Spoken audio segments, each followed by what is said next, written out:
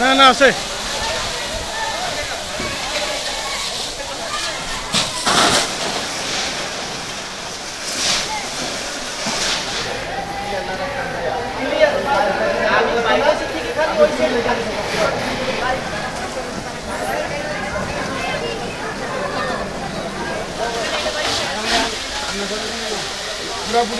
আগুনটা কিভাবে লাগছিল আমরা আমাদের এখনো কাজ চলতেছে।